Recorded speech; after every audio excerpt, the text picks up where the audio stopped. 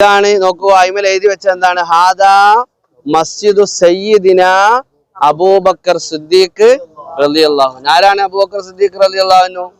ഇസ്ലാമിക ലോകത്തെ ഒന്നാമത്തെ ഖലീഫയാണ്. റസൂലുള്ളാഹി സ്വല്ലല്ലാഹു അലൈഹി വസല്ലമയുടെ സന്തത സഹചാരിയാണ്.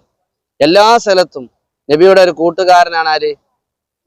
അബൂബക്കർ റളിയല്ലാഹു അൻഹു. മാത്രമല്ല റസൂലുള്ളാഹി പറഞ്ഞത് അവ്വലു മൻ ആമന ബി അബൂബക്കർ വഅവ്വലു മൻ സവ്വജനി അബൂബക്കർ വഅവ്വലു മൻ യശ്ശറു മഅി യൗമൽ ഖിയാമത്തി അബൂബക്കർ. എല്ലാ നിലക്കും റസൂലുള്ളാഹി സ്വർഗത്തിന്റെ സർട്ടിഫിക്കറ്റ് നൽകിയ ആളാണ് ആര്?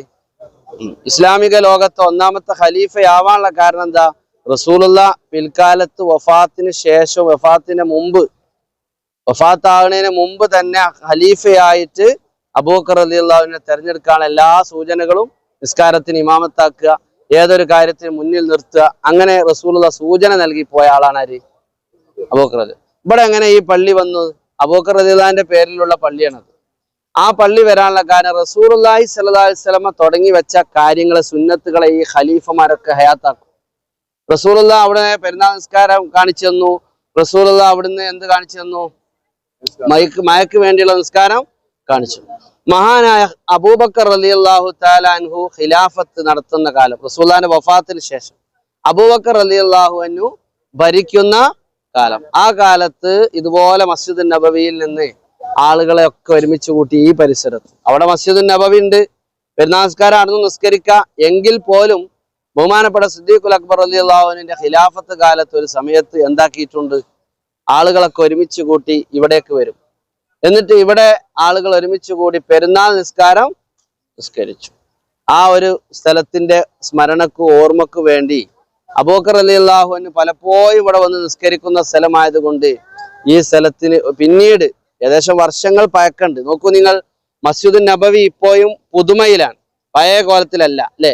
മസ്ജിദ് നബവി ഓരോ ദിവസവും അനുദിനം അത് പുരോഗമിച്ച് മോടി പിടിപ്പിച്ച് അത് വെള്ളക്കൊട്ടാരമായി അല്ലെ? അവസാന റസൂലുള്ളാഹിന്റെ കാലത്ത് വെള്ളക്കൊട്ടാരല്ല, അവസാന കാലത്ത് ദജ്ജാല് വന്നിട്ട് ഒരു മല ഇന്നലെ ഞാൻ കാണിച്ചു തന്നില്ലേ? ആ മലന്റെ മുകളിൽ നിന്ന് ആരുടേതാണ് ഈ വെള്ളക്കൊട്ടാരം എന്ന് ചോദിക്കൂലേ? ആ അവസ്ഥയിലേക്ക് ഏതെത്തി? മസ്ജിദുൻ നബവി എന്ന് പറഞ്ഞ റസൂലുള്ളാഹിന്റെ പള്ളി വെള്ളക്കൊട്ടാരം.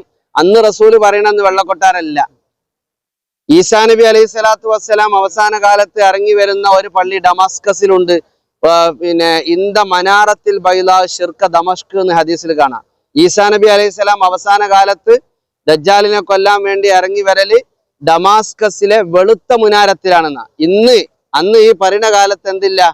ഡമാസ്കസിൽ വെളുത്ത മുനാരമുള്ള പള്ളിയില്ല. ഇന്ന് മനോഹരമായ പള്ളി എവിടെ ഉയർന്നിട്ടുണ്ട്?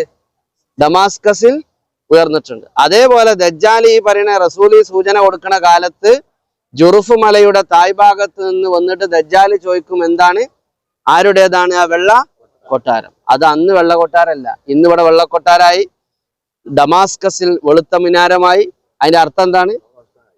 ഈസാ നബി വരാനായിട്ടുണ്ട്, ദജ്ജാൽ ഇറങ്ങാനായിട്ടുണ്ട്, ദാബത്തുൽ അർള് എന്ന മൃഗം പ്രത്യക്ഷപ്പെടാനായിട്ടുണ്ട്. അതോടൊപ്പം നമുക്ക് നല്ല മാറ്റം വരാനും ആയിട്ടുണ്ട്.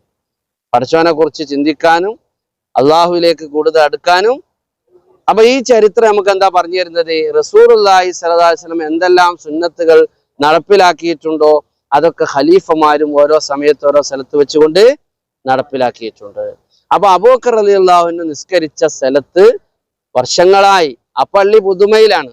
എന്നാൽ ഇവിടെ വന്നാൽ ആ പഴയ ചാരുത, ആ പഴയ തനിമ നോക്കൂ നിങ്ങൾ. ഈ പള്ളിന്റെ കല്ലുകൾ നോക്കൂ, കരിങ്കല്ല്, അതിന്റെ നിർമ്മാണം നോക്കൂ. അത്രയും പുരാതനമായ വാസ്തുശില്പങ്ങളാൽ നിർമ്മിക്കപ്പെട്ട പള്ളിയാണേത്? ഈ പള്ളിയും ഗമാമ പള്ളിയും. ഇനി ഇതിന്റെ പരിസരത്ത് മസ്ജിദ് ഉസ്മാൻ ഉണ്ട്, മസ്ജിദ് ബിലാൽ ഉണ്ട്, ഇങ്ങനെ ഒരുപാട് ചരിത്ര ഇതുണ്ട്. അതൊക്കെ ഇൻഷാ അല്ലാഹ് നമുക്ക് പോവണമെങ്കിൽ വേറെ ചെറിയ വണ്ടി വിളിച്ചിട്ട് അങ്ങനെ പോണതാണ് കേട്ടോ. ഓക്കെ, അള്ളാഹു തആല സ്ഥലത്തിന്റെ ഒക്കെ ബർക്കത്ത് കൊണ്ട് നമ്മൾ അനുഗ്രഹിക്കുമാറാവട്ടെ. നമ്മളെ രോഗങ്ങളൊക്കെ ശിഫയാക്കട്ടെ, മുറാദുകളെല്ലാം അള്ളാഹു തആല ഹാസിലാക്കി തരട്ടെ. ഈ കൂട്ടത്തിലെ ഉമ്മമാരുടെ സങ്കടങ്ങളൊക്കെ അള്ളാഹു തീർത്തു കൊടുക്കട്ടെ. ഈ കൂട്ടത്തിലുള്ള ഉപ്പമാരുടെ വിഷമങ്ങളൊക്കെ അള്ളാഹു തീർത്തു കൊടുക്കട്ടെ. കുടുംബത്തിലുള്ള എല്ലാ പ്രശ്നങ്ങൾക്കും ഈ യാത്ര ഒരു പരിഹാരമാക്കി തരട്ടെ. അള്ളാഹുവെ, ഞങ്ങളെ നീ ഏറ്റെടുക്കണേ റഹ്മാനെ. ഞങ്ങളെ മക്കളെ പരീക്ഷകൾക്കൊക്കെ വിജയം നൽകണേ റഹ്മാനെ. ഞങ്ങളെ മക്കളൊക്കെ പരീക്ഷയെ നേരിട്ട് കൊണ്ടിരിക്കുകയാണ്. ആ പരീക്ഷകളിൽ ഉന്നതമായ വിജയം നൽകണേ റഹ്മാനെ. റബ്ബന അലൈക തവക്കൽനാ വ ഇലൈക അനബ്നാ വ ഇലൈക്കൽ മസീർ ബിറഹ്മതിക യാ അർഹമർ റഹീം.